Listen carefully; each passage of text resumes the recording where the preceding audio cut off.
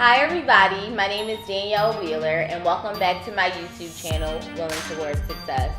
So today we're going to talk about colorism and our experiences with it, black skin versus light skin, and I have a guest today who's going to help me talk about it, the founder of Hey Black Girl. Hey everybody, I'm MJ. I'm the owner of HeyBlackGirl.com. It's a blog about female entrepreneurs and also empower women, and it's a little bit about my life too. Y'all hear that? So topic today, colorism. Yes. So I have a few questions that I'm going to ask Mariah and she's going to answer them. And why I chose her for this topic is because she's my friend of course. But other than that, dark skin. Y'all heard that? Dark skin. And then on top of that, as she said, she's all about women empowerment. And what better way to share this moment with someone who's all about uplifting women. Alright, so let's get into these questions. And the first question I'm going to ask is, what's your definition of colorism, and is it the same as racism? Okay, well, I would define colorism as something that's like more internal when it comes to the races.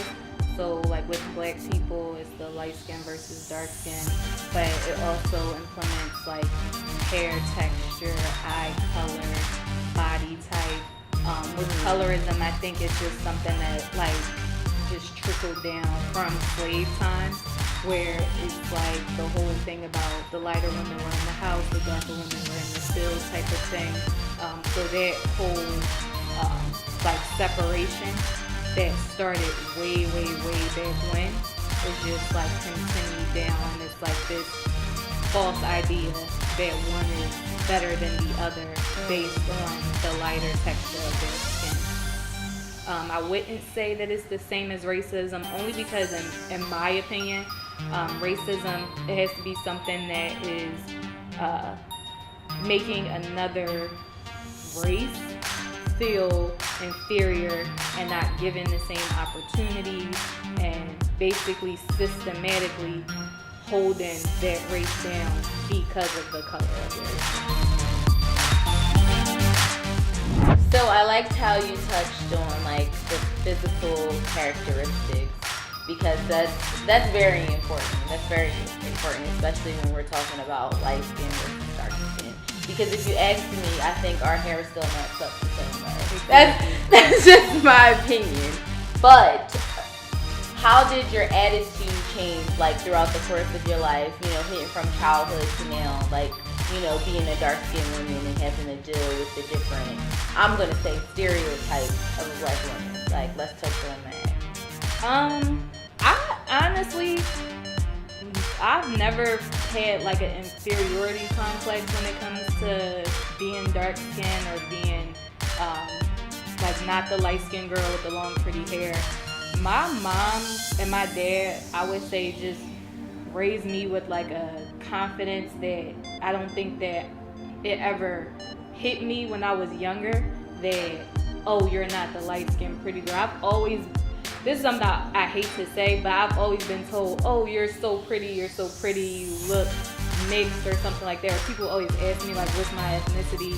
And I've always just been like, I'm black, that's it, I'm black. I've never like tried to say, oh, I'm mixed with something or not. I'm pretty sure my family is, but I've always just connected to being a black girl.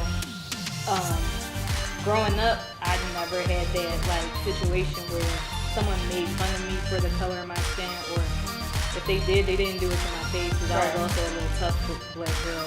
Like, I was fighting if you said something wrong to me, so okay. I was that attitude stereotype in there, the angry black woman, you just threw that in there. I wasn't angry. They say we're angry though. I wouldn't say angry. I would say I was just like, I was very soft spoken, always nice, but I was also that person like, don't try me. Even now, like, I get told I'm pretty, or I get told that I'm beautiful, and I'm like, okay, I already know that.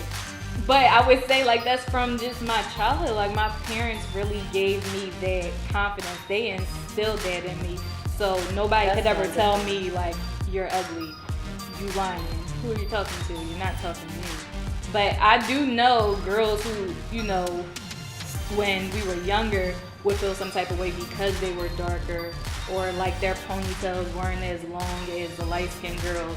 And I never had that feeling, but I could understand where they were coming from because it would be people that I was like really close to growing up.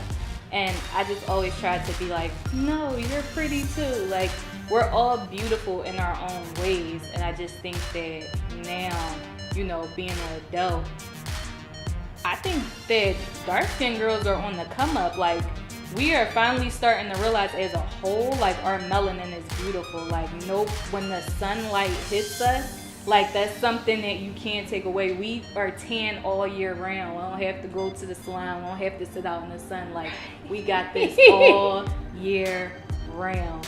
And, like, now that I think that there's more dark-skinned women in the public eye, like models, people on TV, television hosts, news anchors, I feel like now we're finally starting to get those images of ourselves that we needed in order to start feeling beautiful again. That was a beautiful answer, by the way. So what I can say is we definitely do have that in common. Like, most of my family is dark skinned as well, so I've never really had the complex of like the light skin versus dark skin thing. And I never wanted to be like lighter than what I am. So that's definitely a blessing. Shout out to my family for that. Like, thank you. But I did, however, like, wanted my body to have certain black features. Like, I wanted the hips and the butt and things of that nature. So it took a lot of, like you said, positive reinforcement to really accept yourself for who you are. And that's crazy, by the way, that they ask you, are you mixed? Because it's the comments that we keep seeing all over the media right now. Oh, you're pretty to be a black girl. Right. Like, what does that mean? Like, can you break that down for me? What does that mean? I wish I knew. Like, what are you talking about? Like, why do I have to be mixed with something? I have chinky eyes, and when I'm, smiling, it really shows a lot. Or like people who, are from different parts of Africa, they kind of point it out because there's one like tribe in Africa, and they all have chinky eyes. Like, that is their trait. I forget what they're called, but anytime I meet somebody from Africa, they ask me either, are you mixed or are you from there? And I'm like, no, I'm not. But that whole pretty for a black girl thing, I think is just because we didn't have those images of pretty black girls. Like, we always saw, even, I always say this, on The Fresh Prince, Aunt Viv was a dark-skinned, sassy woman. She was about her business. She was fly. She always had like them silk scarves. Her outfits were always cute. Her hair was always done. She was a boss. And when they took her out, they replaced her with a light-skinned woman. Like, we wasn't going to notice that. Like, hello, where's dark-skinned Aunt Viv at? Like, she was the boss of that family. You couldn't tell her nothing. Right. So when she, like, when they took her out, it was kind of like, okay, well, where's the dark-skinned black moms on TV now? Right. So then it started being like every leading like black mom role was a light-skinned woman. So we didn't have those images before. So now it's like that pretty for a black girl thing is just like, I guess it's just like an excuse, or like just not even an excuse. I'm not even gonna say that. It's just ignorance. Okay. It's just pure ignorance. You're not used to seeing beautiful black girls because we weren't put out there. Like, I really feel like the media kind of wanted us to think that we weren't beautiful because we work in the field. We come from the fields. The women in the field aren't pretty enough to be close to us. So that's why dark-skinned black women weren't really seen like that. But then you look at Iman, you look at Naomi Campbell. Those were two dark-skinned supermodels in the 80s and 90s. They didn't get that much exposure. Right. But now it's like it's coming into effect. Like, now we're starting to be out there. Now people are starting to accept us. And it's just like, I don't know, that pretty for a black girl thing is just like, it needs to stop. It really needs to stop. It's not a compliment. Yes. Anybody watching this, whoever said you're pretty for a black girl, it's not a compliment. You should get punched in the face. No, do not punch anybody in the face. I'm serious. That is not a compliment. But it's definitely not a compliment, but keep your hands to yourself. Right, say you didn't mean that. Say you didn't mean that.